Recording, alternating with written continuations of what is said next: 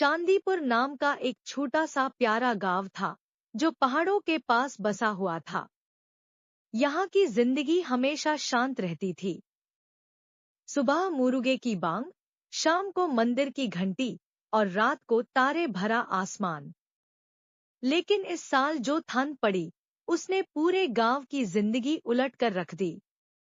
लोग कहने लगे, इस बार ठंड नहीं बल्कि ठंड का कहर आया है। दिसंबर का महीना शुरू होते ही हवा में अजीब सी सरसराहट थी। सूरज जैसे गांव को भूल ही गया था।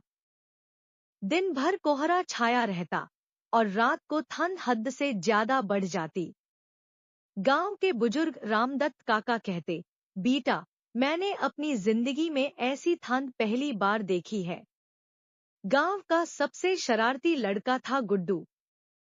उसके लिए ठंड भी एक खेल थी। सुबह सुबह नदी के पास जाकर जमती हुई बर्फ को तोड़ना, दोस्तों के साथ कोहरे में भागना और ठंडी हवा में सीटी बजाना उसका रोज का काम था। लेकिन जब ठंड ने अपना असली रूप दिखाया, तब गुड्डू भी समझ गया कि मामला थोड़ा सीरियस है। एक रात अचानक बर्फ गिरनी शुरू हो गई। चांदीपुर जैसे सेफ चादर में लपेट गया। गांव के कच्चे घर, खेतों की फसल, सब बर्फ के नीचे डूब गए। सुबह जब लोग उठे तो दरवाजे खोलना मुश्किल हो गया।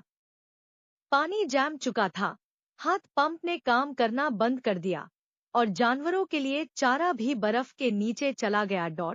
गुड्डू की माँ सावित्री चिंता में थी। उसका पति रमेश शहर में मजदूरी करता था और पिछले 2 दिन से उसका कोई फोन नहीं आया था। सावित्री बार बार आग के पास बैठकर भगवान से प्रार्थना करती और गुड्डू को घर से बाहर निकलने से रोकती।